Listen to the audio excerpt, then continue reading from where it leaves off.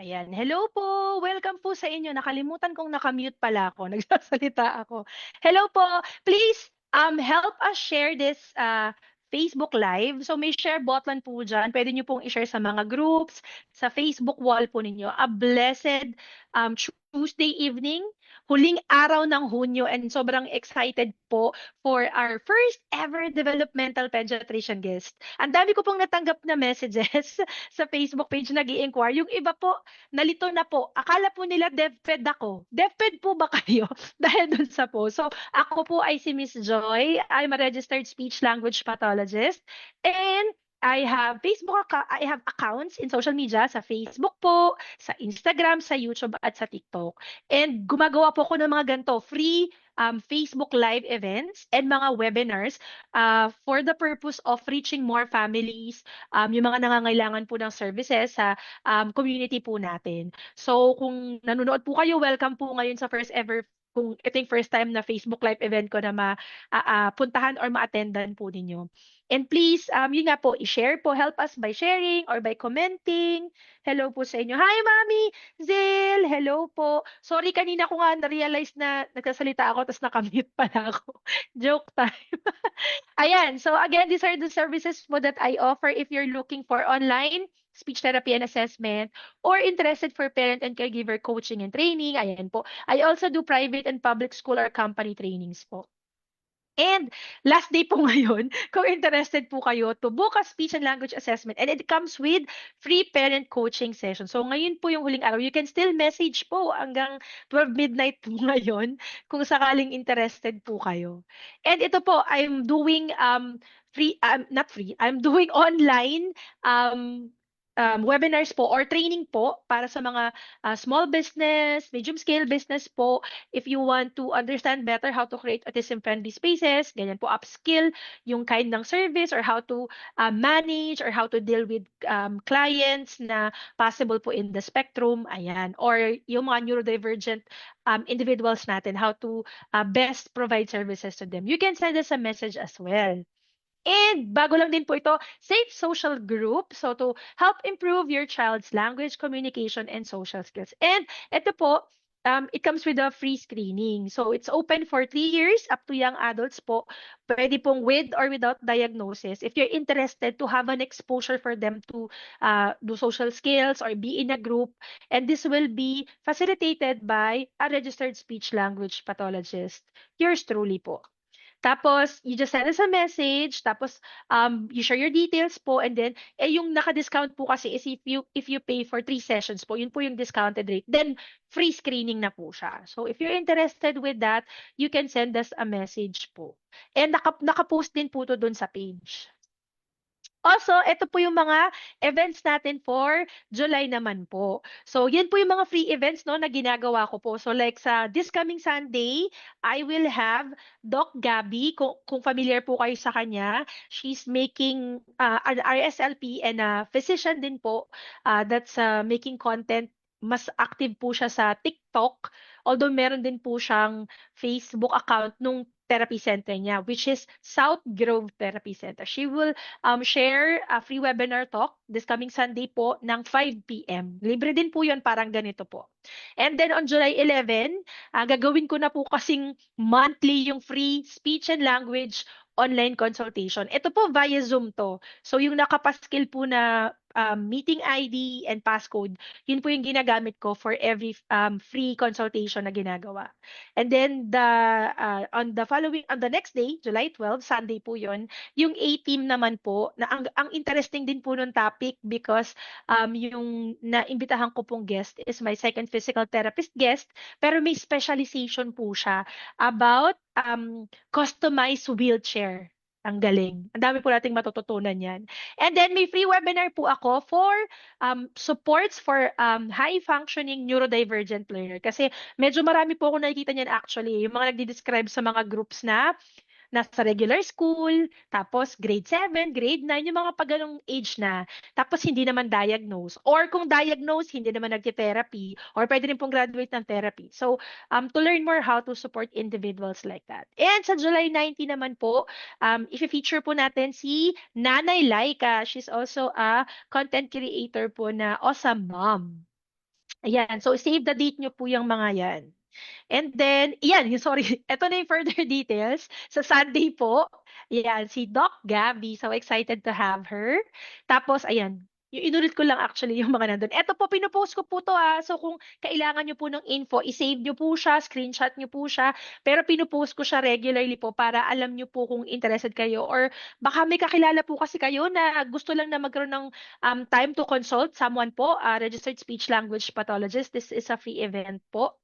And ayan, yung ano, ito yung kinukwento ko po sa inyo. Ang topic niya is about customized uh, wheelchairs po.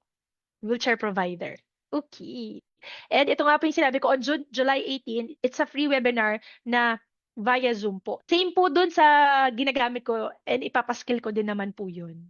All right. And without much further ado, we already have 55 FB live audience. Nakakatuwa naman. Sobrang excited talaga sa isi-share nyo. Ayan. So, isa-stop ko na po yung screen ko para, ayan. Doc, pwede nyo nang i-unmute yung sarili nyo tapos pwede na rin kayo mag-share. Ayan, Hi, hello. Doc! Say Good hi to our evening. 55 live audience. Hello, live audience. Good evening, Miss Joy.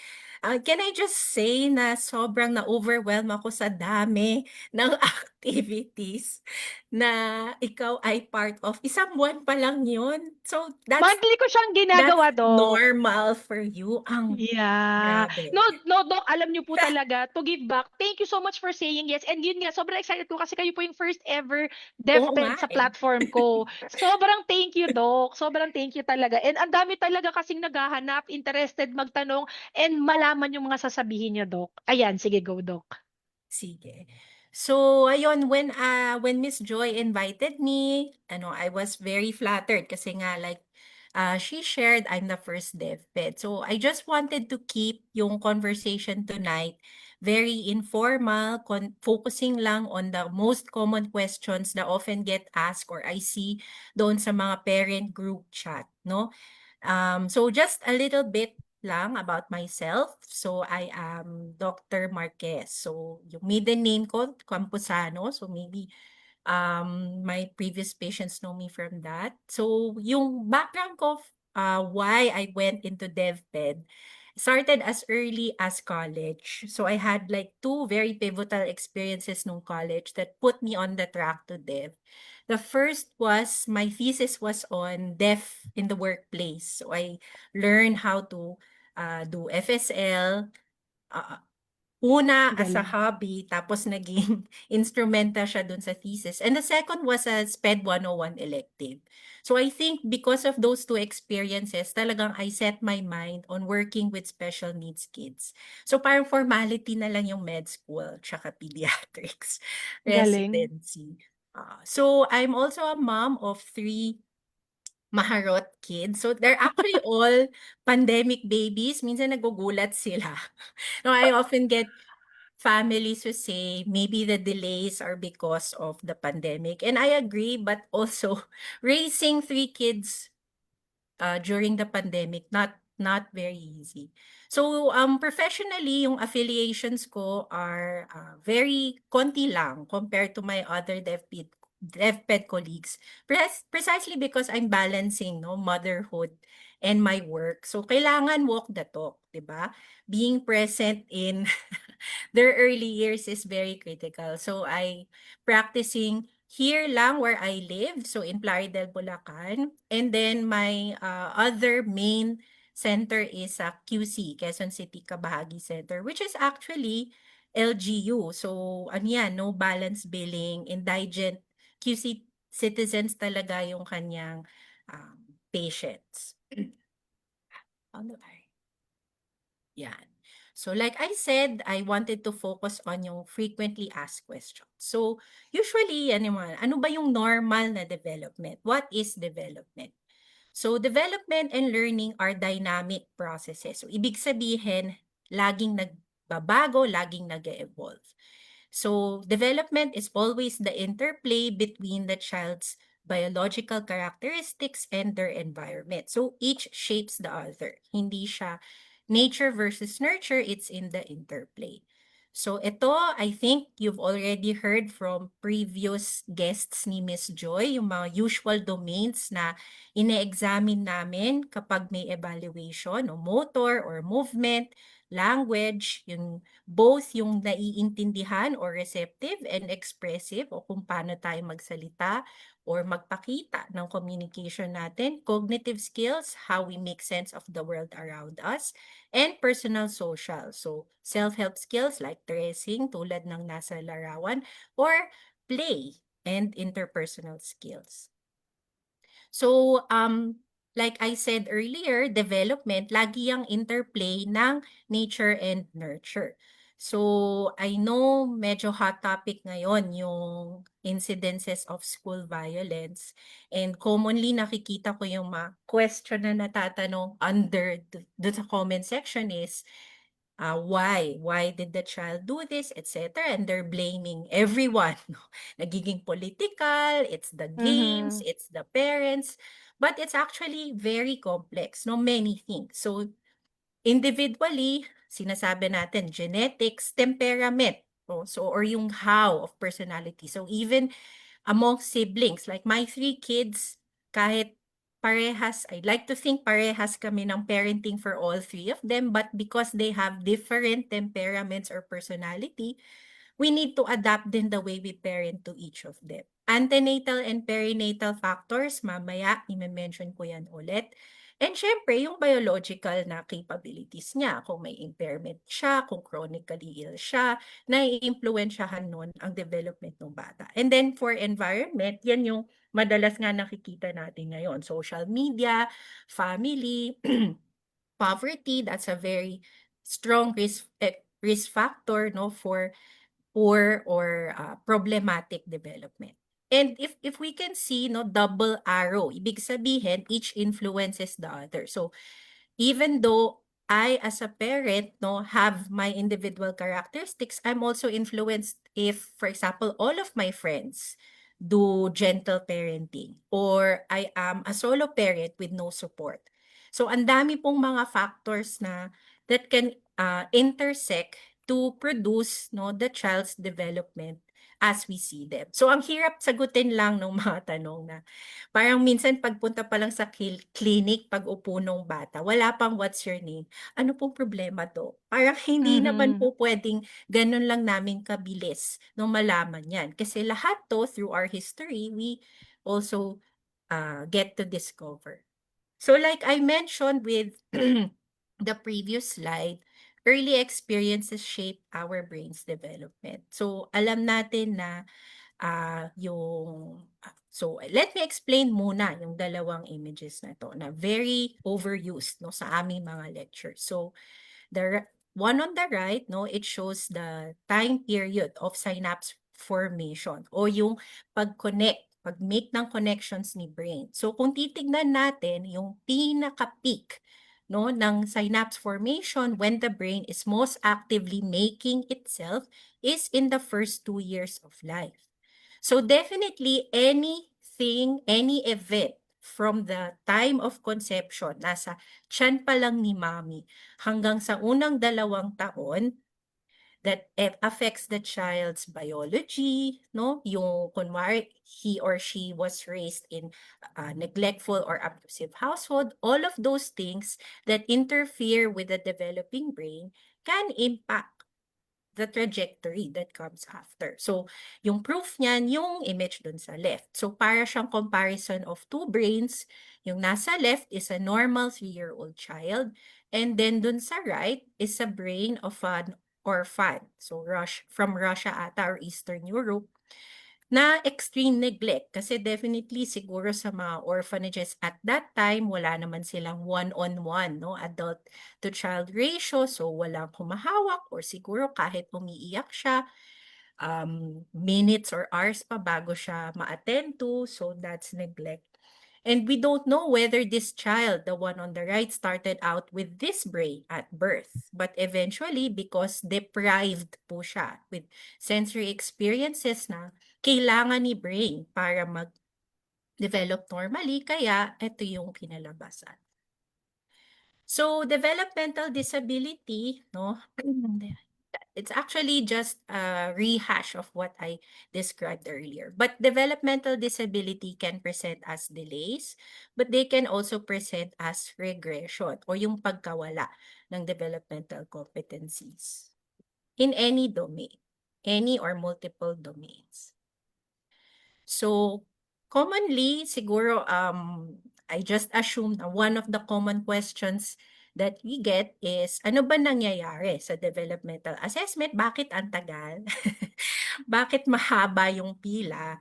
It's because we take time, no, to do all of this. So, as I mentioned, ano ba yung nangyayari? So, first, we do a history. So we want to know yung mga risk factors like I mentioned earlier in the individual child's environment, tsaka yung kanyang medical history. We take a developmental history. So yun din medyo madugo kasi sometimes especially challenging kapag older yung patient kasi syempre hindi na nare-recall ng parent. But we do this, why? Because a lot of times sa history pa lang is 70% of the diagnosis. So, a lot of older kids might present with learning issues pero yung root o yung pinanggalingan nila iba-iba. Pero ang end outcome halimbawa is failure in school or isolating from peers. Pero yung pinanggalingan nila or roots, iba-iba. And that would require different interventions or support. So, kahit medyo nagtataka yung mga patients, bakit 13 years old yung anak ko? Tapos tinatanong ako kung papaano siya nung 3 or 4 years old. Because it does dictate, no, diagnosis and intervention. So, individual differences is also important. So, even in a very common diagnosis like autism, hindi lahat po ng batang may autism, pare-parehas din ang aming ine-recommend. So we have to capture individual differences in our history. Like I mentioned, we do na actual test, no? So different DevPeds do different evaluations. It would depend on the age, yung functioning ng bata, what areas are delayed or may impairment in their behavior. So we can do Griffiths, some do Battelle, some do school skills or IQ test. And then, syempre, yung mga follow-up. Medyo madugo din yan because we also compare the previous progress with current progress. And then, syempre, yung mga health comorbidities din because we're still doctors, no, we have to ascertain kung may mga medical conditions pala that also impact development. So, how do you get an appointment? So, marami ding nagtatanong. Para rin we do, well, majority of the clients I get, thankfully, are referred by old clients or my doctors here in my local. But if you come from different places and don't know who the DevPeds are in your area, we actually have a website now. So my society, the Philippine Society for Developmental and Behavioral Pediatrics, we have a website na, ito po, na nasa screen natin. Tapos on the right side, there's a find a doctor button and then you just screen or yung filter kung anong region or city ka and you will see all the doctors, their contact details, and the respective hospital. So, mas madali na for us. So, one of the questions that Miss Joy submitted na parang most commonly asked were the differences among the diagnoses. So, hindi ko masyadong ginawang technical because, we're not into details here, but just maybe more of yung parang 1 to 2 sentence description lang of each diagnosis. So, GDD. The first is GDD or Global Developmental Delay. So this is a very common diagnosis that we give, usually for children less than 5 years old.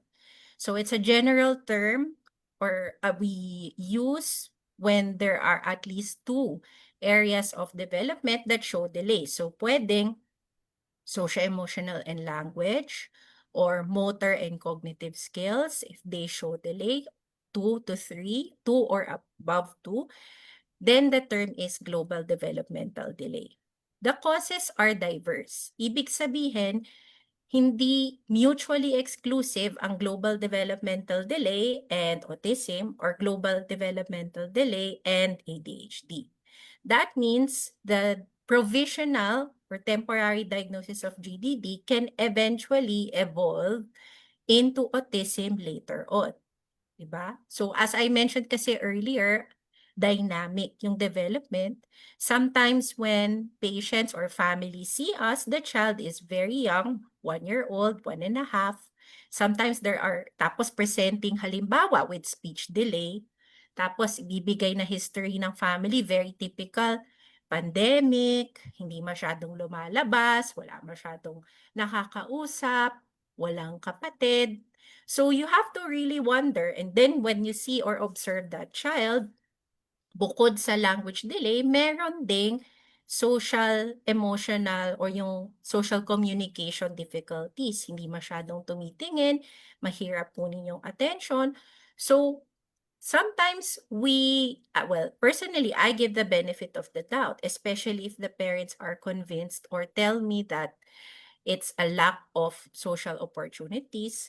Okay, then we provide those opportunities to interact, but then I also flag, no, yung mga difficulties in reciprocity o yung pagiging receptive doon sa communication attempts ng ibang tao, and it might be GDD eventually becoming autism. So I Yeah. explain all of those during the evaluation para hindi sila magulat minsan. Bakit nag-iba Mhm. yung diagnosis, no?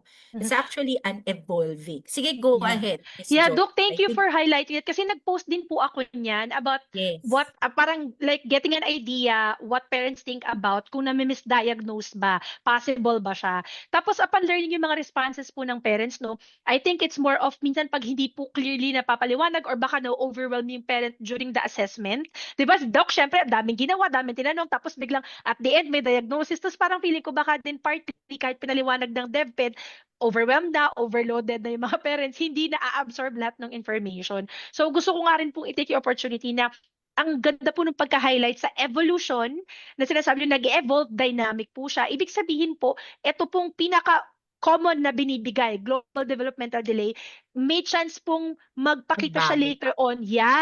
Magpakita later on as a more definitive or distinct characteristic po ng specific condition. Hindi po sa nami-misdiagnose, pero dahil ito yung parang pinaka-general na pwedeng ibigay na diagnosis and for kids less than 5 years old. Para hindi po nagugulat yung iba na bakit GDD tapos to consider blah blah blah blah ganyan. Mhm. Possible po kasi may mga traits na talagang susundan po ng mga DevPed sa mga Yes. darating na taon at assessments kung may pagbabago po. So, ito po magandang opportunity. Lalo na we had 138 Ay, audience, Doc. ang bilis. 138 audience. So Okay. talagang ano po, sana po maintindihan po ng mga parents na ito Big, po yung baka, hindi niyo lang na-gets nung assessment po ninyo kasi baka overwhelmed na po kayo noon, yes. I tapos na-shock po understand. kayo.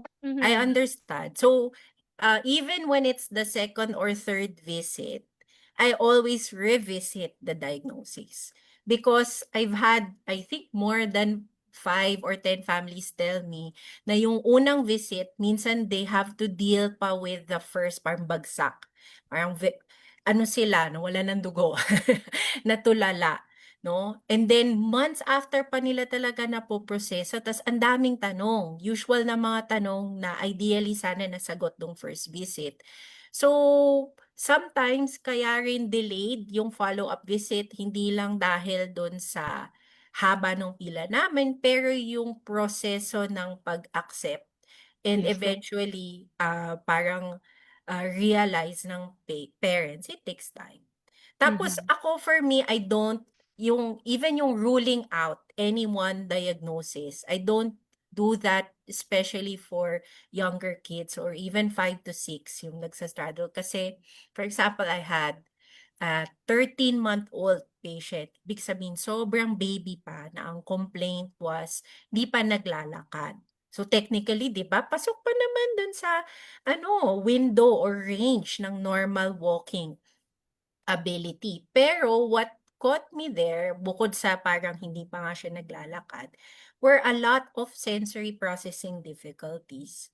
And kahit he was had good eye contact, he was laughing when his parents tried to make him laugh, I flagged na that there was some social communication issues. I saw him 2 times pa after that, ASD na Mhm. parang hindi na ma-deny na ASD at Mhm. 3, parang he was older Mhm. than 3 nung last time I saw. Mhm. So, it Mhm. could really evolve that differently, parang ibang-iba, no? So, I Mhm. don't, parang close the possibility before 5. So, autism or autism spectrum disorder, I know this is often a topic of that most of us discuss. So, it's a neurobehavioral condition that affects both social communication and social interaction areas, and there's a pattern of restricted or repetitive interests, activities, and behavior. So, yun yung according to DSM-5. Kaya ako purposefully nilagay ito kasi this is actually the slide I often or the image I often use when I give the diagnosis to my families because they already know the DSM-5 criteria. Pero what I parang going against by presenting it like this is yung idea ng checklist na parang they're coming in because number 1, there's tiptoeing, number 2, there's poor eye contact, number 3, there's hand flapping. And I just want to share that wala pong one single symptom, the presence of one symptom or the absence of one symptom that rules out autism. Kasi pwede siyang spectrum. So, kita natin 'no, hindi siya parang check or X. Mhm. Often kasi kapag sa DSM-5 tick box Yes. pa. Mhm. Pero kunwari, I've had several who came in later with learning issues or social issues that was autism pala, pero they didn't think it was that kasi may eye contact naman. And Mhm. true, may eye contact naman or kasi sumasagot naman sa name. But it's actually the quality, no? Yung pattern, yung consistency nung reciprocate ng bata non-verbally, and siyempre yung combination na din nung other criteria that makes the diagnosis of autism. So, kahit zero hand flapping pa yan, zero toe walking, pero for example, may subtle difficulties in social communication and interaction, tapos kunwari fan lang siya ni Kuromi at a very extreme level, that might actually be ASD, no? So, ang Mhm. daming clinical picture ngayon ng ASD that is very difficult to just say black and white, meron, wala, meron, wala. Totoo po. Kaya napaka-importante po ng professional assessment and that they are seen. Opo. Sometimes kasi may mga parents na couldn't themselves believe na, ha, paano siya na-diagnose? Eh, yun nga, parang checking the checklist kasi, Dok. Hindi, may eye contact naman siya, nagsasalita naman siya, ganun. Tapos parang they can't seem to, parang ang hard i-grasp na paano siya naging autism. Yes. Which is yun nga po yung point. That's why you go to Understandable. a Yeah, but that's also why you go to a professional kasi po sila po yung magra-run ng test, and yun nga ako naman, Dok, pag minsan iniisip ko later on kasi pag na-miss po siya, magso-show up at magpa-pile up din po talaga yung mga concerns. Parang dahil nga they were, halimbawa ako, Dok, ma-share ko lang, my Sure. eldest po na 10 years old, we got her diagnosis last year, so she was around 9 years old, and ako lang as a speech therapist, ma'am, yung lagi ko lang thinking noon na parang she has been masking all along. Ako yun po, kung may regret Girl man ba? tatanungin, By the po, way. girl po, yes, 'di ba? Ang galing pa nilang mag-mask pag girl na autism, 'di ba? So parang ako, Dok, yun lang, kung may regret ako, it's that na she has tried so well to act typically kahit na meron talaga siyang presentation ng autism. So isipin niyo po yung gano'n na parang sa akin, if it had been earlier, parang ay yun, kasi kami parang anong nangyari, natrato siya at na-expect siya to be typical. Yes. Yun po Which yun is eh. actually so hard na you understand ganito ka, pero you have to pretend to be like this just to be accepted for who you are. There's a lot of conflict going on internally, and sometimes that not being seen creates problems in itself, 'di ba? Yung Mhm. mental health issues. So good on Correct, Doc. you as a mom. Ques mga personal Totoo, and pero professional lives correct, 'di ba, intersect. Doc? Pero kasi yun nga talaga yun, Doc, na parang yung masking na ang galing talaga ng mga by statistics, mga girls in the spectrum po, sobrang galing po nila sa masking. So, most of them would act as typical as, yun nga, most people, without you knowing na nagsistruggle na sila. Sobrang taas ng anxiety na, yan, ganyan, Doc. Ganun yung naging presentation ng daughter ko. Hmm, Kasi nga, she has been trying all along to be, and kami naman, nag-expect din kami all along na, oh, dapat by this time, 9 years old na siya, tas typical siya eh. Di dapat kayang-kaya na niya yung mga gantong areas, yung okey. mga gantong routine, tas nagsastruggle pa rin siya because of that. So, that quite help po. Mm. Ayan, Doc. Sige, Doc, continue.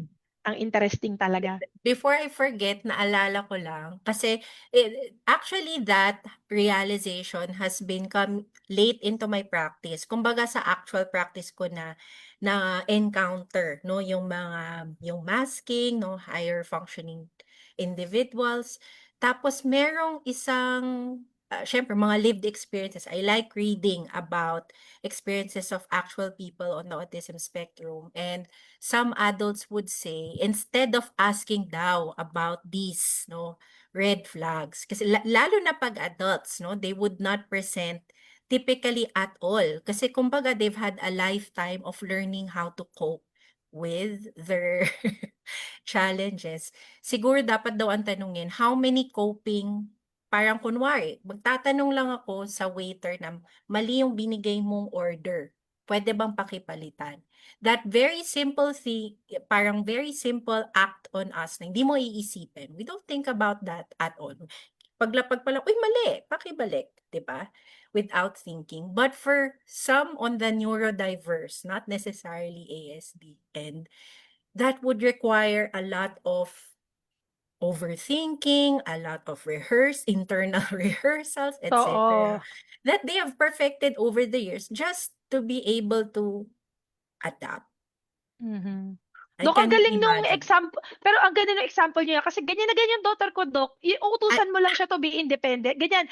Ayaw niya. Tapos exactly how you described it. Dahil sa typical, ang dali, parang no-brainer, oh, gaganon ka. no-brainer. Pero sa kanila, ang dami ng in-overthink, tapos paano sasabihin, tapos na-consume na sila na na-anxiety na sila doon, na-anxious na sila doon sa pag-raise ng parang dapat pa, kasi parang may disruption eh. Magsasabi ka na mali yung order, tapos ano ba dapat? Ang Yun haba yun, na, yes. oo, naging May elaborate na sa mind follow-up nila. question pa si waiter, hindi mo Correct. na-plan for yung follow-up question. Correct. So yung Correct. mga Ganyan. things like that, we don't think about that. We don't even Correct. plan for it in something like social skills training. But those are the things that they ordinarily encounter. And so you wouldn't be surprised that some very smart, previously sociable children would become teenagers who are, very limited lang yung social interaction kasi parang bandwidth ko, ito lang ang kayang ma-handle. Mhm. They've Mhm. actually known, parang nakilala na nila yung sarili nila. And alam na nila, hanggang dito lang ako, 'di ba? It's very Mhm. empowering, but Correct, at the Doc. same time, sabi mo nga, could have been prevented if supports were given earlier. Anyway, so dun sa red flags, so like I said, I know sabi ko anti-checklist, but then these are some of the things that often don't get discussed kasi we focused so much on the toe flapping, the hand walking. Yeah. So the earliest red flags present even before 2. So as early as, ito is 16 signs at 16 months from the Autism Navigator website. So the most important signs or earliest red flags in autism are actually the absence of expected milestones rather than the presence of abnormal ones. So definitely yes, no, yung mga kakaiba talaga, like wala, 2 oras na siyang nakatitig dun sa talent. Yes, that is a strong interest in particular objects, but majority would be very subtle. Yun yung first 9. Doesn't enjoy interacting with you, inconsistent yung response, limited gestures, little or no imitating. So anyway, moving on to ADHD or attention deficit hyperactivity disorder. So the essential features of ADHD, it's a persistent And pervasive pattern. Persistent, ibig sabihin at least more than 6 months. Pervasive, ibig sabihin at least 2 or more settings of these behaviors, no? Or inattention. So, examples of that would be doing off-task behaviors, hindi nagper-persist, difficulty sustaining focus or being disorganized, hyperactivity, so excessive motor activity, and impulsivity. So yung gumagawa ng hindi nag-iisip, hindi mapipigilan ng sarili.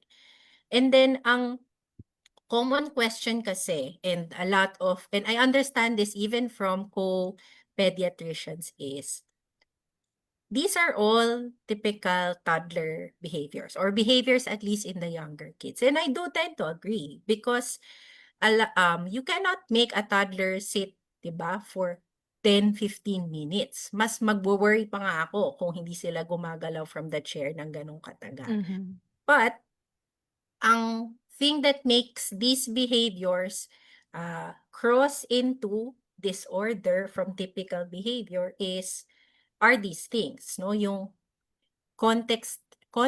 So, kunwari, inattentive siya kapag may gadget, pero kapag binabasahan ni mommy or naglalaro ni mommy, hindi naman inattentive.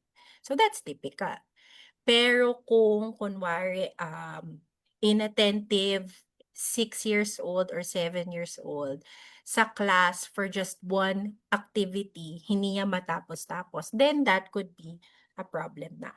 So, yung context, yung age, frequency din. So, kunwari, yung hyperactivity, yes, lalo na kapag umuwi sila mommy or pag nakakasama si mommy, after, working parents coming home, so they're very overwhelmed and excited. So, the frequency is dun lang. Pero, hindi naman nagpa-persist, then that might be typical behavior. Pero, kung Energizer Bunny, no? Pagod, alam mong pagod na, pero parang hindi pa rin tumitigil, then that might be atypical. And also, the hyperactivity behaviors lessen as a child gets older. So, it moves inward. Hindi nga Mhm. sila hyperactive in terms of behavior, but in here, they're Mhm. always moving. They're always Mhm. jumping from one topic to another, one task to another. Yun yung mga possible signs that they have ADHD. And Ay, then, sorry Doc, ma-share ko lang po go. yung dun sa ADHD kasi yung youngest ko naman po at risk for ADHD. Alam niyo yun Doc, Okay. natatawa ako dyan sa impulsivity. He's 5 years old. Yung minsan Doc, pag ang feeling ko, halimbawa, kaya parang nagkaka-idea ko na iba talaga how he processes things, yung boy ko na 5 years old. Kasi sometimes halimbawa, nanahimik yung mga bagay sa mga lugar nila. Tapos out of the blue, papunch niya, itutulak niya. Tapos alam mo, parang pag ina-analyze ko siya, Doc, parang sabi ko, shucks, tong anak ko na to, parang feeling ko siguro somehow yung bagay na parang animated yung bagay, Doc, na parang tinutokso siya na suntukin mo ko, gano'n kasi, Doc, parang isipin mo kung typical na bata to, 'di ba? Parang hayaan lang niya yung mga bagay pero siya hindi nananahimik yung mga gamit, bigla niya susuntukin or Parang tapos alam something mo, is not right. totoo. Tapos parang ako, Dok, parang pag iniisip ko siya, sabi ko, shucks, feeling ko talaga iba niya napaprocess. Iba, yun talaga, may difference dun sa pag-process ng brain nila for signals, kaya nagiging ganun sila mag-react. Kasi nananahimik yung bagay, nandun lang. Basta kahit ano, may mga ganyan siya minsan. Tapos parang ako tinatry ko siyang intindihan. Tapos parang feeling ko, siguro iba yung dating sa kanya ng mga gamit when he's there around them. Sometimes para silang, yun nga, acting and moving and enticing them to be, yun ganun, to act in such a way. Yun, so at risk po siya for ADHD and in-observe namin siya saka mino-monitor. Okay. So marami palang crossover, Miss Joy, yung mga, Correct, Doc. yung personal and professional. And then last but not least is yung intellectual disability. So, it's actually a common endpoint ng a lot of our neurodevelopmental conditions. So, some learning disabilities can lead to ID later on or ASD. Some individuals with ASD can have concomitant ID. So, it just means significant limitations in the domains of intellectual functioning. So, we can test that using cognitive tests na kasama dun sa developmental evaluation or IQ test. So when they're at school age. And adaptive behavior. So ito yung mga tinatawag nating soft skills, no, yung mga communication, socialization, yung mga kasama sa adaptive behavior, EQ. Mhm. So, eto yung isa mong major question. And I understand, no, yung tagal no aming evaluation. Sometimes, there is that, what do we do? Especially nga that I mentioned that window, 'di ba? How do we, parang not waste any time knowing that there is a critical period for brain development. So we actually, our society is strongly pushing for developmental surveillance and screening at the primary care level. So, developmental pediatrics is actually a field na unique sa pedya. I mean, if we think about pedya and adult medicine, halos lahat 'di ba may parallels. Pero development is pedya. Parang yun yung amin lang. So, all general pediatricians should have adequate competencies discerning between typical and atypical development. So, definitely ask, no, our gen peds, your healthcare practitioners, no, yung lagi nating pinupuntahan, hindi lang para sa ubot-sipon ng mga general pediatricians, they also can screen for development and we train them to do so. So part na ngayon, officially part na ngayon ng residency training of general pediatricians ang pag-screen for developmental issues. If you're inip pa din and you want to consider on your own, no, you can download. Ang dami na ngayon. But I know we have to discern then which are valid and Applicable. Yes, legitimate. correct. So, I'm just showing those na we also parang recommend to our patients who just want to do surveillance. Kasi minsan hindi na updated yung milestone sa baby book or kulang-kulang, no, o hindi na nagkakaroon ng time na to go deeper with the primary care pediatricians. You can download this free. It's a milestone tracker app from the CDC, Learn the Science app early. So updated na siya to reflect yung pinaka-recent changes doon sa developmental milestone. So marami actually recent changes. Kasi for example, they included a lot of social communication milestones na wala before, no? So yung mga dating alam, even me nung pedya ako, na-update na yon. So ang maganda dito sa CDC app, they have videos and photos. So kung nagwo-wonder ka, anong itsura nito? Turnover or anong itsura ng can make 3 conversational exchanges, there will be a video to help guide you. No? And then Baby Navigator, that's actually a partner website of the one I mentioned earlier, Autism Navigator. So it's actually concentrating more on the social communication milestone. So para siyang mas in-depth version ng language milestones. It includes play, relationships, cognitive skills, receptive and expressive language milestones. So, libre din po siya. Magke-create ka lang ng app. So, if you really want to track or figure out whether your children are on track, you can register. And then, these are just some parang general tips I collated, but definitely, marami po mga individualities, no? Siguro before I go into the details, yung know your child. So yun talaga. Sometimes when I ask the parent, can you describe your child, like anong difference niya dun sa ate niya or kuya niya? Parang well, I'm not, hindi ko po gina-generalize sa lahat, definitely. Pero may mga iba have trouble, no, describing their child. Parang only in the terms of the impairment. Parang that's sad because we know that our child is much more than that. 'Di ba? They can be funny, they can be amusing, they can be polite. With or without their diagnosis, parang hiwalay po yun sa diagnosis. So knowing those strengths, no, those unique or quirks or traits in our children are very instrumental then in terms of our parenting and knowing what works or would not work for our child.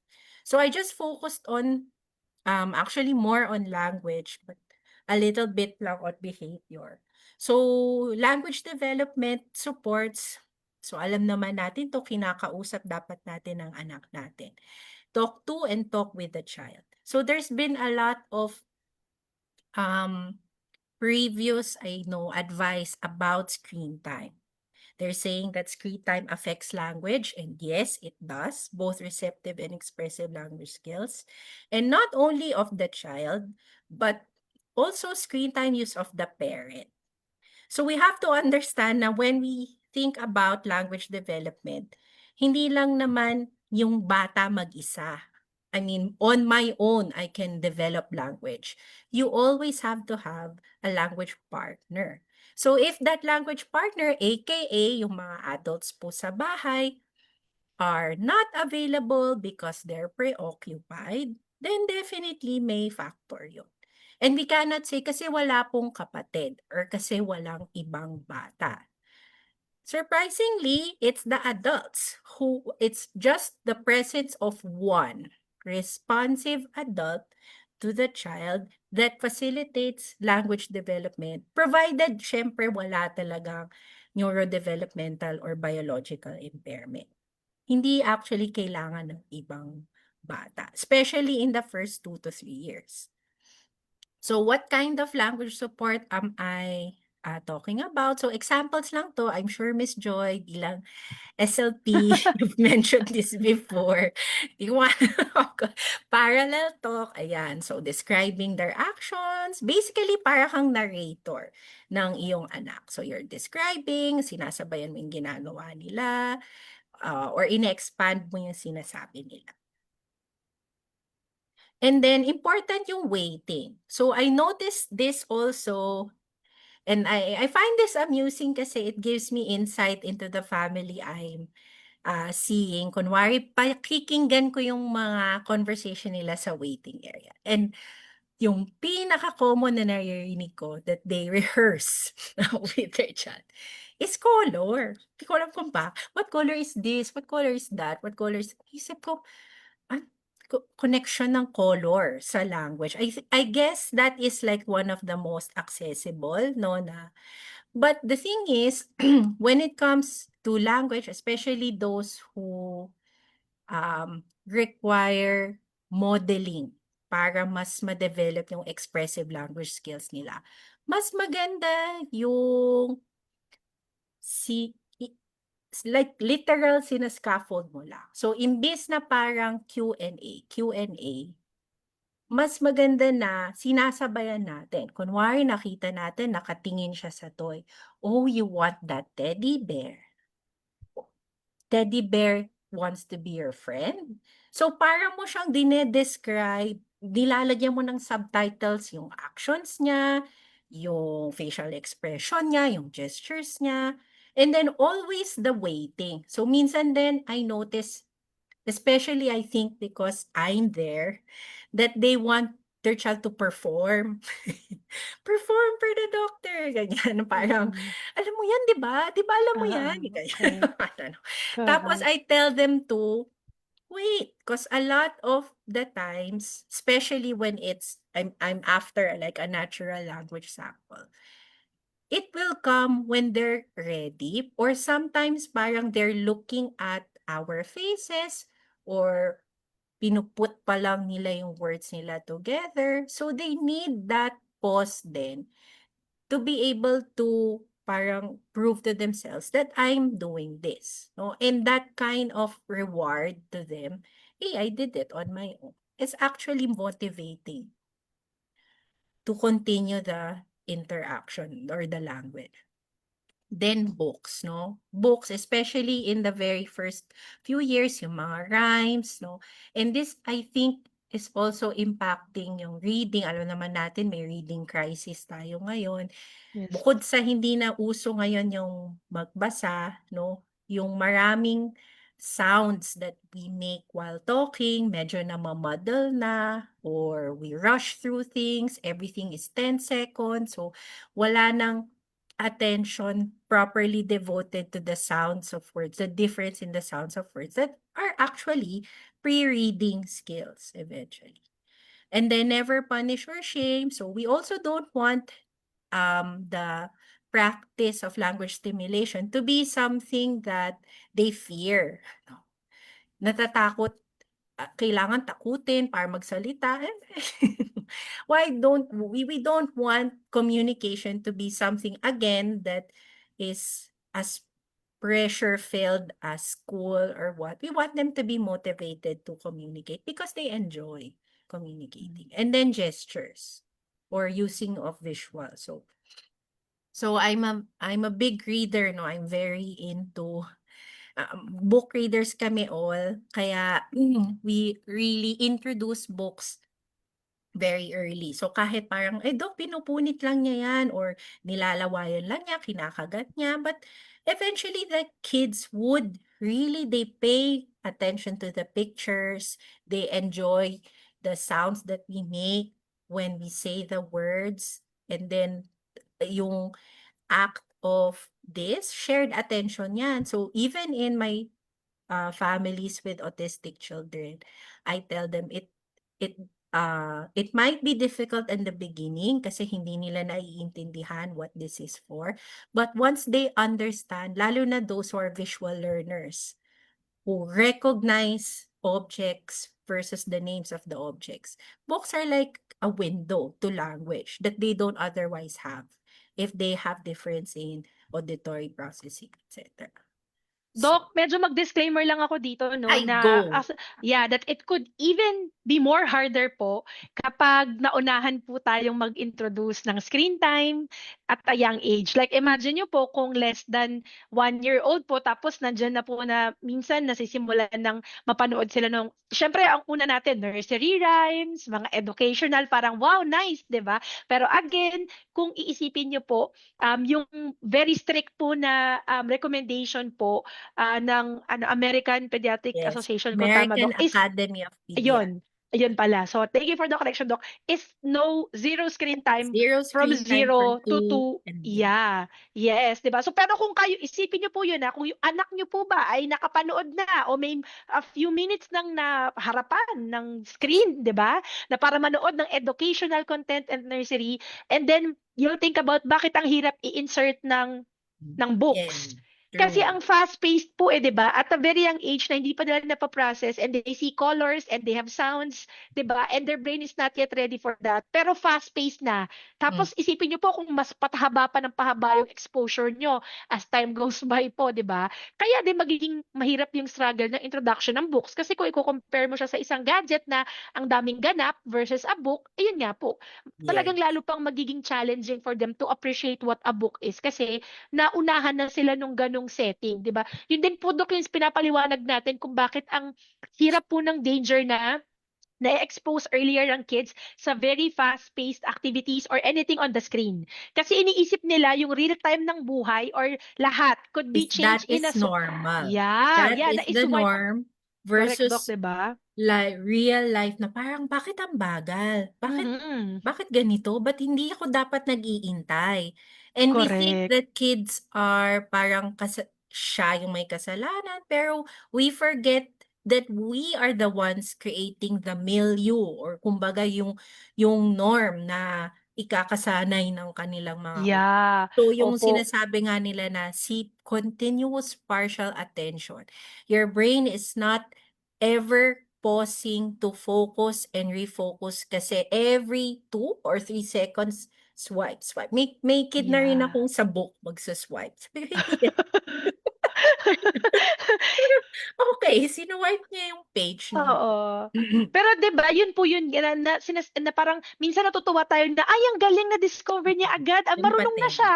Oo, Mm. nag-swipe na siya, alam na niya agad exit, alam niyang hanapin. Parang natutuwa ka na, uy, wala pa siyang 2 years old, nagagawa na niya yun. Pero yun nga, siniset po natin sila dun sa ganong thinking at bilis nung na yun nga, yung sinabi niyo, Doc, na kaya tuloy sa 'pag naghihintay, pag-uupo, hindi dapat ganito yung feeling kasi nauna silang nasana yung brain nila na with a swipe of a finger, magche-change 'to kasi ayoko na 'to, palit na 'to.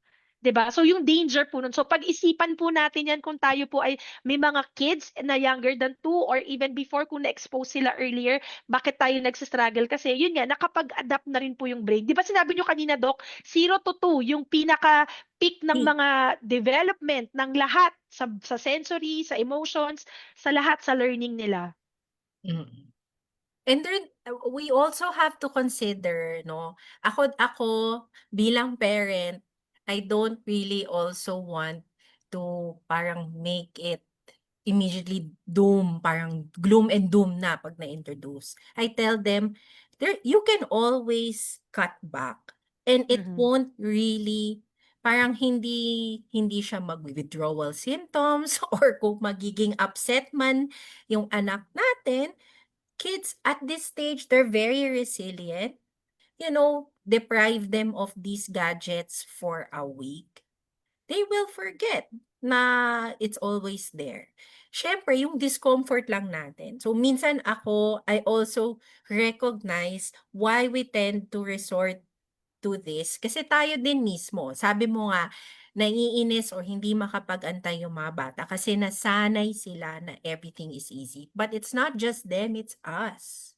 And I Mhm. also am not ashamed to say, kahit ako din, at the end of the day, iniisip ko, bakit ba ako naiinis that my daughter is parang, kumbaga naaanoy ako, she's only expressing herself. Kasi nasanay na din ako na parang hindi ako dapat uncomfortable for long periods of time.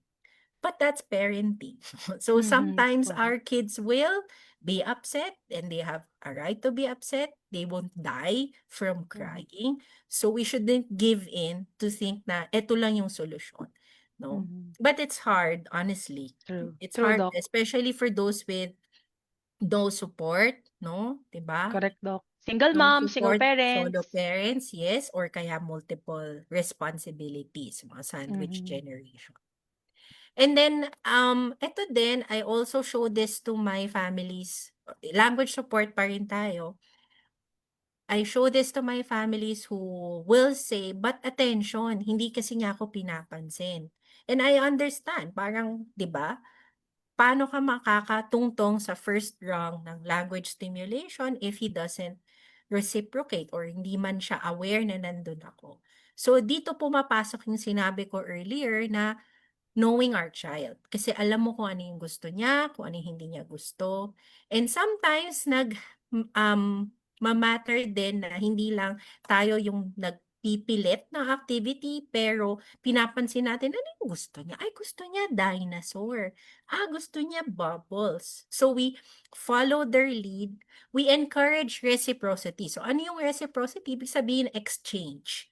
Hindi lang, like tulad nung sinabi ko earlier, magbibigay ako ng tanong, kailangan mo akong sagutin. Reciprocity is sometimes sasabihin niya, oh, big. Sasabihin mo, yes, very big. So parang you're adding on or building on each other. And we also actually, yung opportunities to communicate can be created. So for example, with milk or requesting, anything requesting, like requesting for snacks, food, toys, we can make it just a little bit harder for them so that the approaching us, which is part of communication, will become parang part na of yung kanyang requesting behavior. Parang hindi yung tatapikin ka lang, ibibigay mo na. So we make sure that we're face to face with them. Maybe they make brief eye contact with us before we give, or we might prompt, no? Depende din dun sa bata kung kaya na nila mag-imitate ng sound or maybe some gestures before we give. And then, I also showed these mga online parent coaching resource. I'm not sure if you're familiar with this, Miss Joy.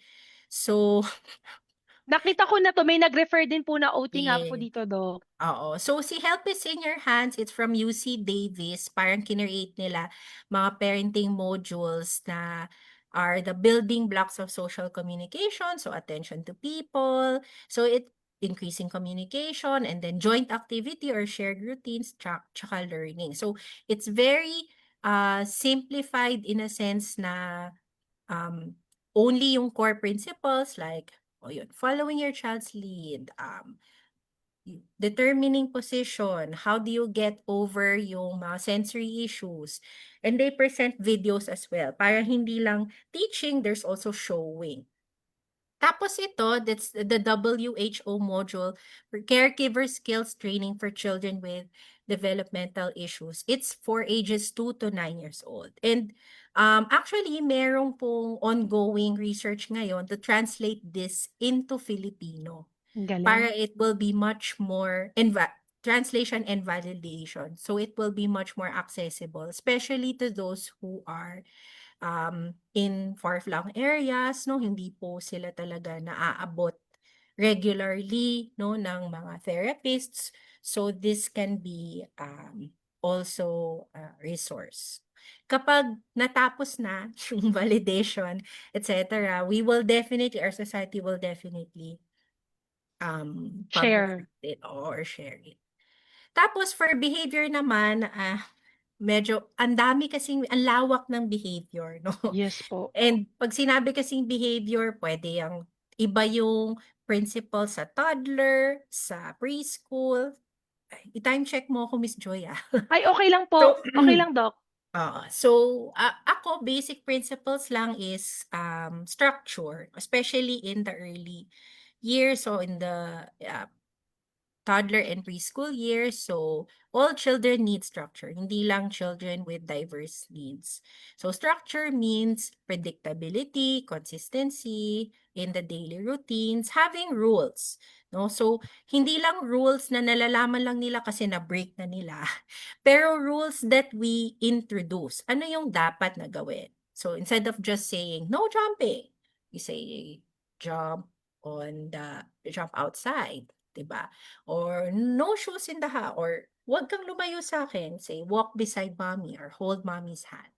So, we are not just about only the negatives, we also share with them ano ba yung expected na behavior. And being consistent makes a lot of, well, it kind of makes common sense, but actually mahirap ang consistency, especially for those with OFW parents, yun nga, solo parents, or yung iba yung nag-aalaga sa anak mo.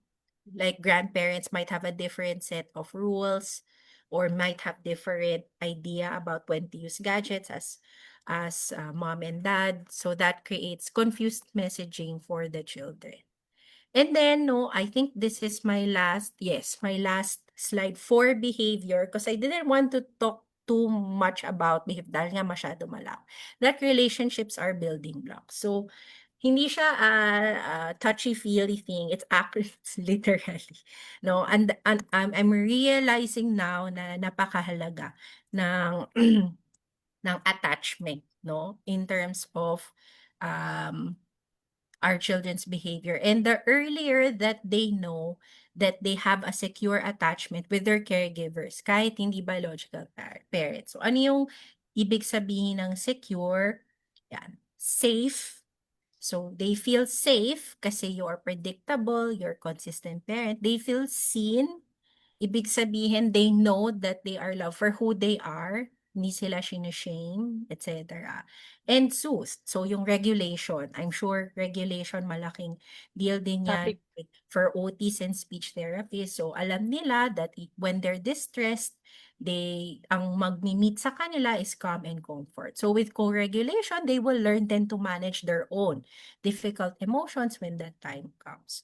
So, madaming after effects on good relationships. And then ito yung last no mong sinabi Topic. actually ang dami. Ayokong isa-isahin 'cause I didn't want to parang I some of these interventions, so ang tanong kasi sa akin ni Miss Joyce, could I weigh in on things like stem cell therapy, the vitamins and supplements, no, diet, I think na-mention mo din ata yung diet. So, usually it's grouped under what we call, um CAM or complementary and alternative medicine, pero now it's integrative medicine. So it brings both conventional and complementary approaches together to emphasize a patient-focused approach to all aspects of wellness.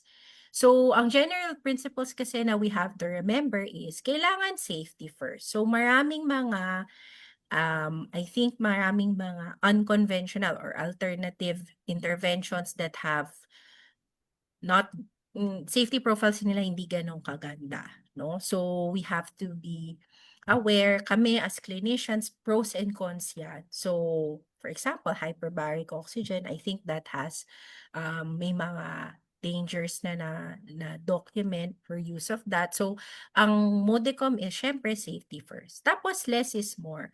So, I know we can be led to from the chats with other parents na, "Uy, ginagamit nito ito, try ko rin kaya, what about this?" And so, ang dami na nating ni-layer on top of each other na mga evaluations, ng mga gamot, detoxing, et cetera, pro and prebiotics na hindi natin naiintindihan kung meron ngang, um effect na makita, alin doon 'no, yung naging mas okay o yun pala talaga yung kailangan ng aking anak. And then personalized yung approach. So eto we have, um, pediatricians and a development I think one or two developmental pediatricians who are functional medicine practitioners. So they would individualize 'no, the kind of supplements, vitamins, dietary changes that your child needs kasi yun din yung nakikitang maybe autoimmune condition that he or she is undergoing. Meron siya talagang mga deficiencies based sa diet niya and the tests that they do. So, ika-customize yung approach to your child. Mas maganda yon. Yun lang, may pagka-pricey, but then the interventions are already here. No? So, things like, ano-ano ba yung mga yan? So, may mga functional medicine practitioners that do provide yung folinic acid, no, o folic acid, if we've heard of that.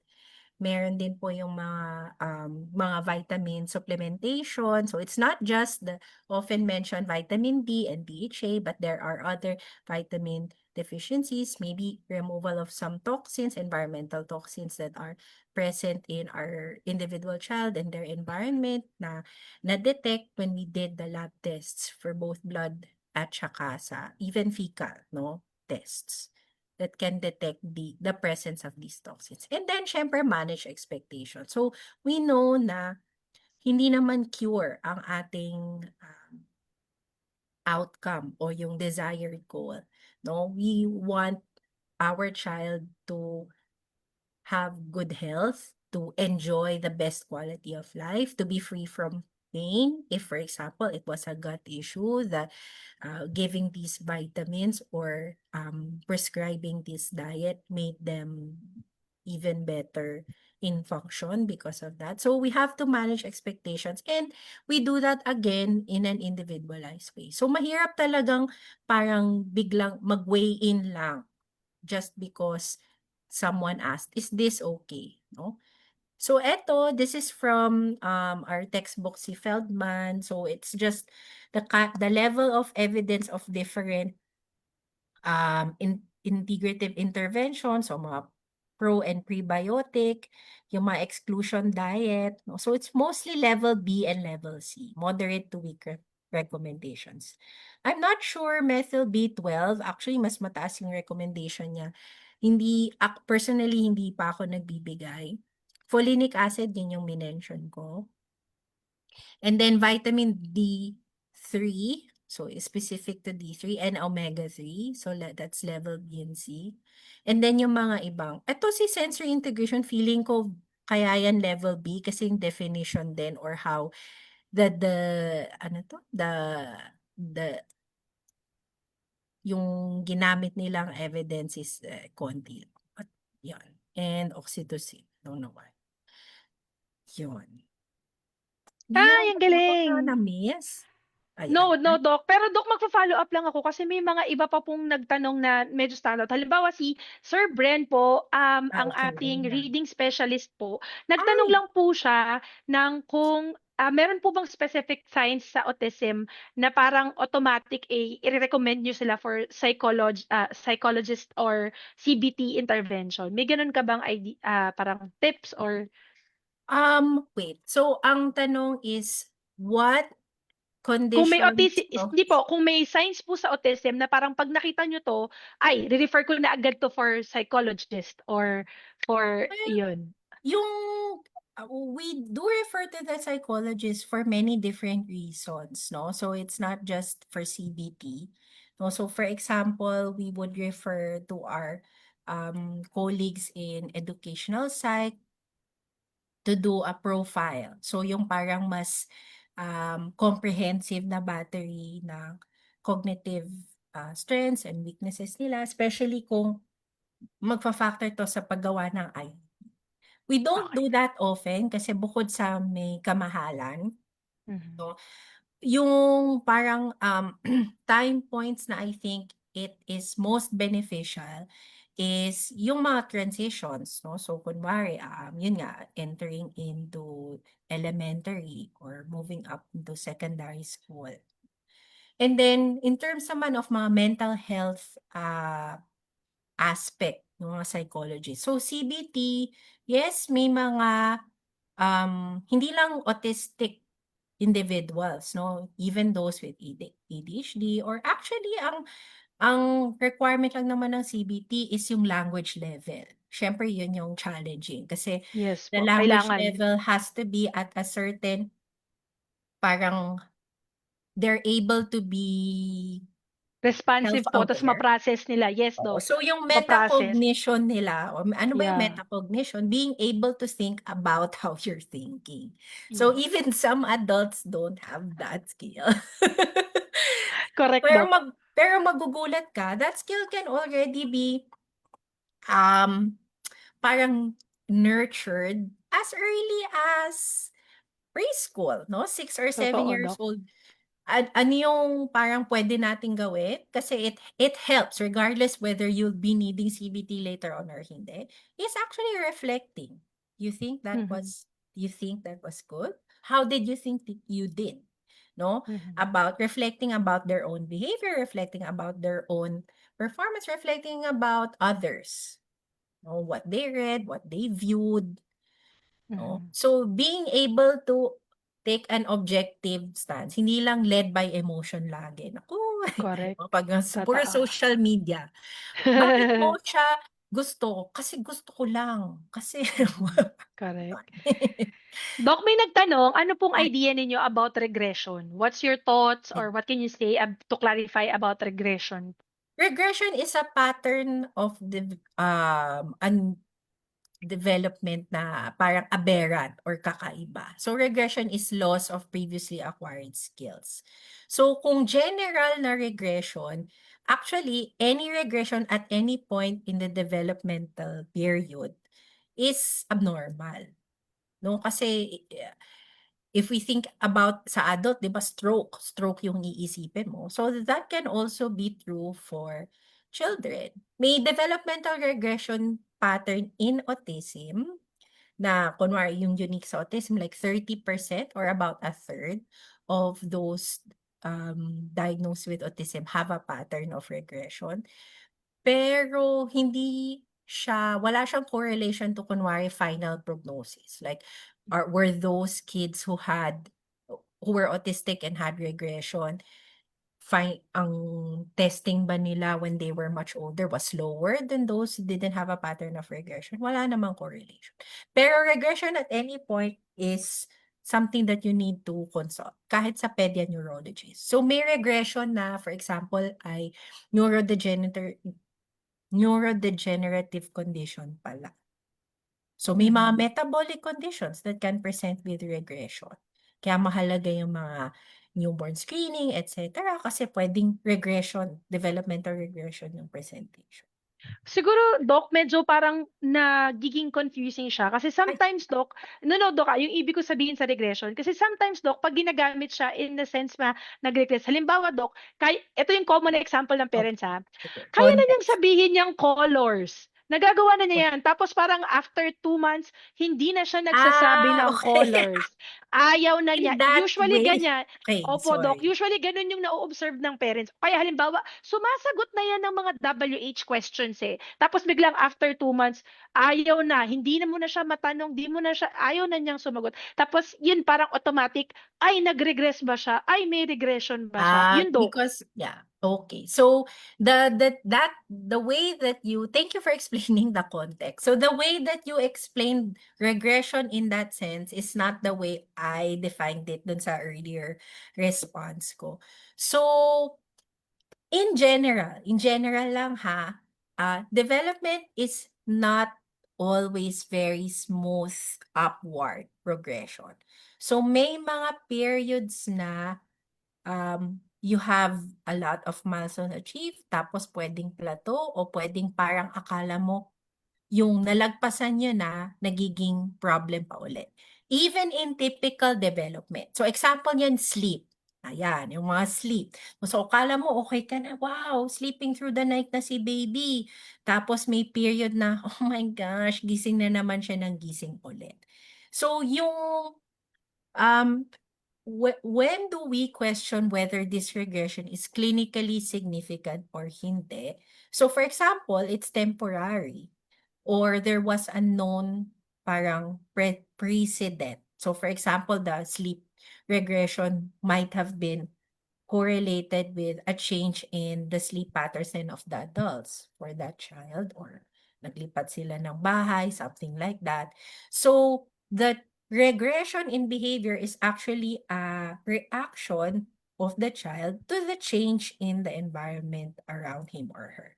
And then yung sinabi niyo po, Miss Joy, about language. Actually, the language development in autistic children is so interesting for me True. because ang daming mga um, things that I discover that are not typical development. Kaya minsan ang hirap din to impose a standard for language because atypical nga yung development ng language nila. Like I'm sure Correct.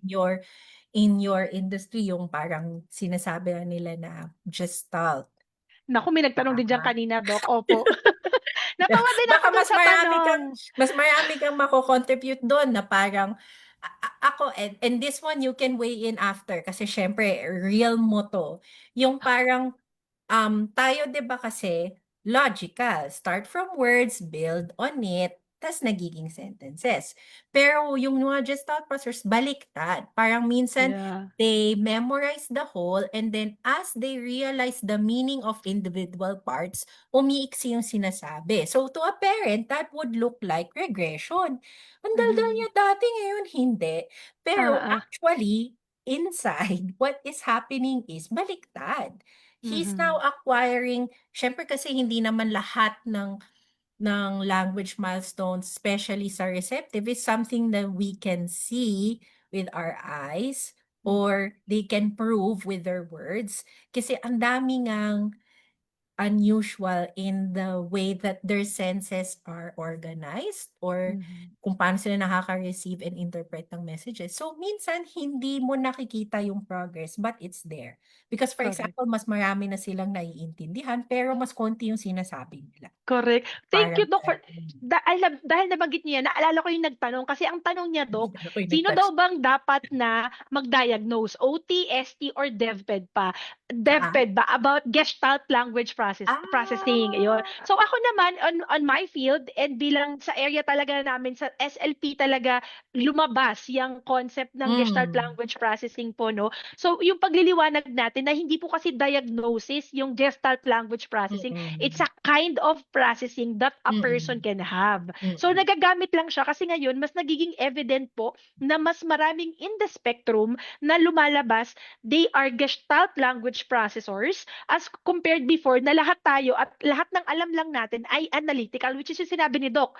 Sa isang word muna tayo matututo, tapos malalaman natin yung dalawang ibig sabihin nila, tapos ipuput together natin sila, then magiging sentence sila, then parami ng parami. Yun po yung alam nating lahat before lumabas ang Gestalt language processing and yung idea na yun. Kasi recent lang din po, recent years, siguro mga last 5 or 6 years, nung talagang lumabas yung concept ng Gestalt language processing and people like that, yung processors po. Pero hindi po siya diagnosis. It's just like a way of describing paano po natututo ng language ang isang tao. Yes. Tapos, it just happens na based on statistics, parang marami sa mga in the spectrum tends to be Gestalt language processors pala. Recent lang po yan. Kaya tuloy ngayon, akala tuloy nung iba, ay Gestalt language processor anak ko, para tuloy diagnosis siya. Pero hindi po siya diagnosis. It's more of understanding how are they developing and acquiring language po. Mm. Tapos yung pag-diagnose po doon, katulad sinabi ni Doc, di ba? Dahil DepEd sila, mas overall or yung mas bigger yung arch ng ina-assess nila, mas nagfo-fall po talaga yung kumbaga expertise, yung more knowledge sa mga SLPs po. Kasi nanggaling po sa field namin yung naka-discover or nagsabi na Different parang marami term, sa I mga, guess. yeah, marami sa in the spectrum ay Gestalt language processors pala. So Mm. yun po, hindi po siya diagnosis, paglilinaw po natin dyan. Buti po Mm. na nabanggit And it's yun, it's Doc. a describing, 'no? Kaya nga sinabi ko, it's not enough na sinabing, "Ay, sasabihin lang nun autism." I can see for myself. Yes, I know. A lot of people are now adept at recognizing the red flags. But it's not just about recognizing. It also needs yung ipoprofile mo, yung language learning pala nila or the way they learn about the world in general, how affected they are dun sa mga sensory processing differences. Yun din yung isang realization ko into my practice na lang, how big of an issue pala sensory processing is for them, even if they don't verbalize it. Example ko lang, I had a mom, solo parent, diagnosed with a child with autism, herself suffering depression, and talagang may suicidal tendencies na, she's seeing a psychiatrist. And she tells me na yung one thing that's really parang a trigger for her is yung sound. So she herself, I think nasa spectrum din siguro siya. Yun yung hindi niya ma-stand. So imagine yung parang throughout her whole life, yun yung isa sa mga pinaka debilitating sa kanya na hindi natin inisip kasi maybe our or the popular understanding of autism is just language and yung autistic behaviors, quote unquote, but it's actually a lot more complex than that. Correct, Doc. So hindi lang yung diagnosis yung point ng assessment or ng evaluation Mm-mm. of all of the specialties, hindi lang kami. So it really Opo. takes a team approach then.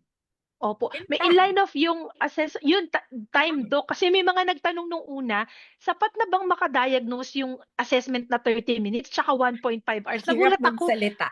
Oo, Doc, 30 minutes may assessment na, may diagnosis na, ayun. Nung unang part natin yung Doc, yung mga Ah, nagtanong na parents na yun. okay.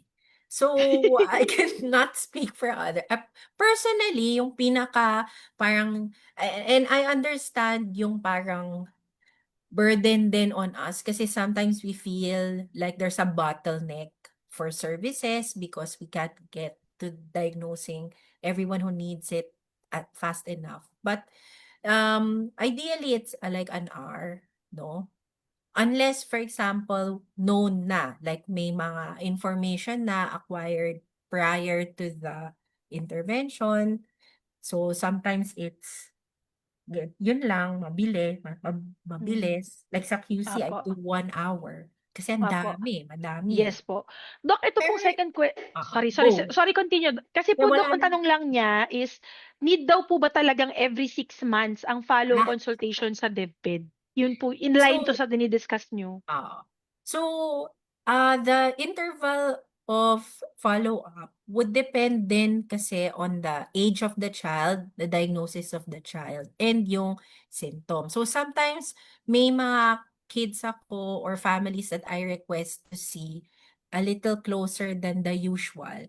because may mino-monitor ako. So for example, yung sinabi kong 13-month-old, talagang in every 6 to 8 months ko muna before, because I wasn't really sure, tsaka parang hesitant ako kung hindi ko i-emphasize, baka they will parang exit the first evaluation saying, ay wala naman daw, blah, blah, blah. 'Di ba? And then Mhm. miss that chance if I had just monitored this child. Mhm. Pero ideally every 6 months, lalo na kung mas bata.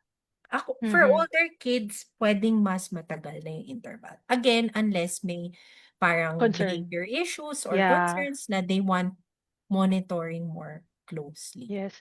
Dok, sabi po ni Sir Bren, when would you recommend ADOS for autism testing?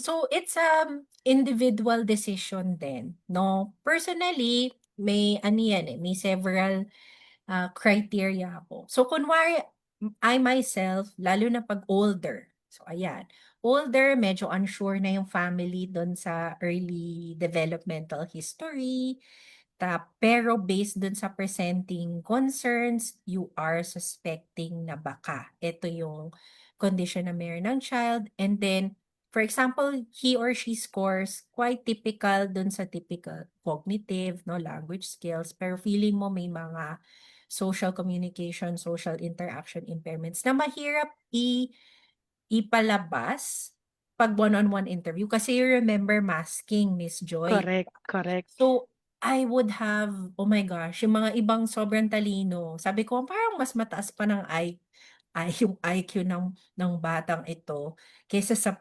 parents or as in amazing. Hindi mo yon ma-e-elicit from a simple interview alone. So, sometimes a Co- diagnosis can only be parang elicited through the ADOS. At oh, other times, if I feel that kahit personally ako, I already know that it's autism based on the history and observations, but the parents are hesitant or they have parang kita mo din sa body language or they would tell you a lot of things that somehow parang are arguments against what you're observing in their child. I don't tell them, no, you're wrong and I'm right. I tell them, let's check. do another level of Assessment. evaluation that is Opo. more autism specific because of course benefit of the doubt. And then I explain to them ano ba yung magiging difference ng ADOS dito, no? So it's more objective kasi it's not me. So ako ADOS trained but I don't have an ADOS kit. So I Mm. usually do refer then to other developmental pediatricians, but definitely ibabalik din nila yung counseling ng final diagnosis dun sa referring na DepEd. Doktor, opo. Kasi Dok, may isa pang tanong na kung 12 na daw po ba? Usually yun yung mga tanong, Dok, kapag later on na sila nagkakaroon ng ano ng kutob, parang iniisip nila DepEd pa ba yun or dapat psychiatrist na ba or dapat psychologist na ba? Ano po So, sa Dok? madaming parang, kung diagnosis, so a lot of them, even the psychiatrists would still say, go to a DepEd for final evaluation for the diagnosis part. Kaya minsan napupunta sa psychiatrist or psychologist because the presenting symptoms warrant their help na rin. So, for example, mental health issues, or maybe yung ano nga, mga social anxiety, um, may mga iba na kunwari school refusal or marami ng iniisip about the people around them. So may mga comorbids kaya sila napupunta to other professionals. But sometimes and we work in a team setting. Kaya parang we welcome them if they say, I feel that this child that I'm treating for depression, kunwari, has ASD din. That's actually Mm. the root cause of a lot of the parang symptoms I'm treating now, Correct. sasabihin Relate, nila, yeah. bumalik Kaya kayo. din, correct, totoo po. Kaya relate na relate nga po ako, Dok. So, kung sa mga nagtatanong nga, if you think about it po talaga, pwede po talagang miss yung window opportunity nung kids sila na possible silang ma-diagnose. Tapos, dahil they act typical or they are very good with masking. Tapos Kumbaga, later on in life, doon lalabas, Dok, no, anxiety, social. nadala nung kanilang cognitive skills, ng language skills nila na at the average or even advanced level. So yun din maraming nagugulat na, "Ha, bakit may autism? Eh, honors nga siya, eh." And I tell them 30% of those on the autism spectrum have abilities at equal to their age level or even greater. So hindi equivalent ang intellectual or cognitive speech delay sa autism. It's not the case. Kasi naging Mhm. umbrella na, eh, dati may Asperger, ngayon kasi Yeah. kinumbay. And Yes po. oldest patient I saw was 30 plus. So, Wow. wala talagang parang limit yung nakikita namin. Correct. Doc, I will not take much of your time kasi nag-extend na ako. Nahiya na Ay, po ako sa inyo. sorry. 9:30 na po. No, kayo po. Nahiya po ako sa time po ninyo. Pero Ah, ang dami pa po nilang tanong actually. And 196 followers pa rin tayo wow. up till now. So, thank you so much for making this a success. Baka po gusto nyo mag-plug kasi ang dami rin nagtatanong about your details, Doc. Magpa-plug ako. Pwede bang 2 minutes, ipo-pull up ko lang, magpa-plug ako ng aming regional convention this Sige po, Doc. September. Sige po, Doc. So, habang hinahanap nyo siya, Wait chichika lang, muna po tayo. Kasi marami pa pong Sure, sige, nagtatanong. oo. Sige, So, no, no, no, Doc. Pwede mukha nyo na lang pong akong i-flash. nag-aano Sige, lang, yeah. I-flash nyo na po siya pag ready kayo. Pero chichikahin muna ah, natin sila. 'pag Kasi ah, salamat po sa lahat ng mga nagstay. So, yung mga ibang questions po dito, thank you kay Everyday is OT by Dr. Janet. Kasi she's a doctor of occupational therapy na oh, based in New York na very supportive sa mga live natin. Ina-answer niya yung mga ibang questions international po. pala nga yung ano mo, Correct, correct, Doc. audience. Ang mga collaboration natin dyan, hindi lang sa Pilipinas, pero kahit sa ibang bansa. So, thank you, Dr. Janet. She's trying to answer some of the questions po ng mga Wow, parents. Kung hindi man po natin ma-answer, sana po, good. balikan niyo po yung mga ibang tanong kasi tumutulong si Dr. Janet. Super helpful Wow, to give her insight po and idea about it. Kasi ang dami po talagang nagtatanong. Ang dami rin mga nag-hi. Nandyan si Mami Dimps po, si Machi at Mami Dimps. Hi daw po sa inyo. And after this, mag-run lang din po ako ng mga iba pang events ko for July. Pero, Doc, pwede nyo na i-share kaya kung na-pull up nyo na, ha? Sige, o kung hindi sabi pa, ko chichika sa'yo pa tayo. yung techie ko. Ayan.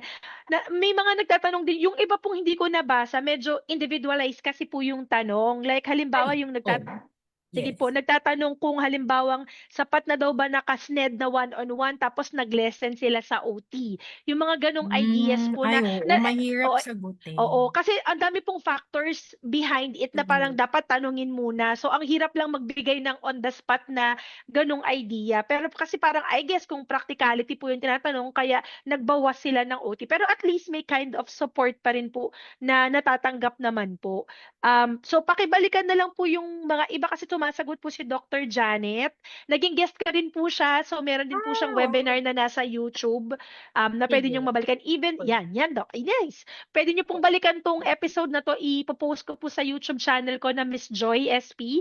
Lahat po ng free webinars and live events ay nandun. Inaantay lang naming mag-appear, Doc. Nakita ko na ano na kayo, nagsi-screen sharing na kayo. Pero wala pa. Wala pa, ayun. Ayan na, Sabi Doc. ko nga kay Miss Joy, hindi ako gano'n ka-techie. So, tignan mo punta pa ako Facebook para hanapin. O, dapat nga naisip ko 'to kung ano ang ipa-plug ko. So, this year meron kaming, every other year, we hold our convention sa province. So the previous one was in CDO and this time it's in Bacolod City. So this September 3 to 4, so we have a program already and it's really good kasi it's about, the theme is inclusion. So inclusion sa community, inclusion sa school, at saka even yung mga mga interventions sa future like AI. So marami actually yung mga nagtatanong sa amin, pwede bang i-AI yung mga dev screening, etc. Or how does AI factor in terms of intervention and partnering in education, etc. etc. So lahat ito ay kasama dun sa magiging program namin this September. So just go to our Facebook page or our PSDBP website para mag-register. Yehey! Tapos ulitin ko lang po, sa Plaridel po nagpa-practice si Doc at saka Ah, naka-commit po siya sa QC Kabahagi Center na andun po. QC So sa mga Citizen. Yeah, sa mga naghahanap po. Thank you so much, Doc. You're Thank you sa 1 hour and a welcome half din. Oo na nga time po ninyo. Thank you so much, Doc. It has been a success. So hindi ko na po kayo din. gustong i-hostage pa. So pwede na po kayong mag-leave kung may gagawin po kayo. Thank you so much for the success of this ano po, Doc. Thank you. And para po sa mga okay na, Doc, para po sa mga kasama pa natin ngayon, gusto ko lang pong i-plug yung mga ibang services po, no. Ginagawa ko po itong mga Facebook Live events na to for free. So, pinopost ko po siya actually sa page. And today po yung last day po ng promo na to. When you book a speech and language assessment, it comes with the free coaching session. So, until tonight po, mag-accommodate po ako. Kung interested kayo, you can send a message to our Facebook page. Tapos, ganun din po sa mga businesses po, kung interested kayo to learn more or to have your staff trained and mas maintindihan po how to create autism-friendly spaces, you can send an inquiry po so that you can upgrade and upskill po yung business and services ninyo. And ito pong Safe Social Group is an invitation po if you are interested to improve your child's language, communication, and social skills po. No? So ideally, from 3 years to young adults with or without diagnosis. So open po siya kahit undiagnosed po or kung may diagnosis or kung nag-stop na ng therapy pero naghahanap po kayo ng support. So children will be grouped according to their individual needs. You can send us a message po and then you just have to answer initial details po. And may promo rate po tayo for paying 3 sessions na naka-special discount and you get the screening for free. So you can send us a message for this po if interested po kayo. We'll try to get back to you kasi minsan medyo sunod-sunod po yung inquiry. Medyo matagal lang ako nakakabalik. And also, ito po yung list po of activities ko pa na libre po na maa-attendan nyo on the Facebook page po, no? This coming Sunday, we're having Doc Gabby. Isa po siyang TikTok content creator na RSLP and also a physician or doctor po. And on July 11, every month ko na pong gagawin na mag-free speech and language online consultation po. This one po is with Zoom meeting. So meron pong pinopost ko po yan, yung meeting code tsaka yung passcode. You just have to save the details and the schedule. Tapos free po kayong mag-join sa Zoom meeting na to if you have questions regarding speech language and communication needs ng anak nyo o estudyante po ninyo. And then we're having another 18 po on July 12, followed by a free webinar for supports ng high-functioning neurodivergent, ano po, ipopost ko pala kasi isa-isa yung mga ads ko talaga dyan. Ito po yung sa coming Sunday. Samahan niyo po kami sa online din po, like this, a Facebook Live. Tapos ito po yung sa July 11 natin. Pinupost ko po to sa page regularly. So pwede niyo pong i-save or screenshot kasi free po siya and open po siya to everyone. You just have to remember the meeting and ID passcode plus the schedule and the time po. And ito po yung next na A-team ko po on July 12. Ang interesting po ng topic niya because he's a physical therapist, travel vlogger, and he makes individualized, customized wheelchair po. So nakakatuwa po yung matututunan natin sa kanya. And ito na nga po yung sinasabi kong free webinar on July 18 po to support high-functioning neurodivergent learners. So if you know someone po that could benefit, you can share them. Pinopost ko po yan regularly po. And salamat po ulit sa pagsama nyo for tonight's first success po ng ating first developmental pediatrician. And I hope na pwede nyo rin pong supportahan yung YouTube, Instagram, and TikTok ko po kasi nagpo-post din po ako doon. Lahat po ng Facebook live free webinars ko, matatagpuan nyo po sa YouTube channel na same name, Miss Joy SP. Nandun po yung mga playlist po, yung mga webinars po na pwede nyong panoorin on your own free time. Since marami pa naman po kayo, ay ipapakita ko lang sa inyo specific doon sa channel po.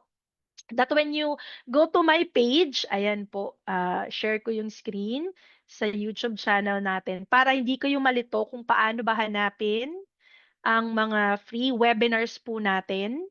Lalo na po sa mga naghahanap ng resources or support. Ayan. So when you go to YouTube po, you just search po Miss Joy SP. Ito po yung channel natin.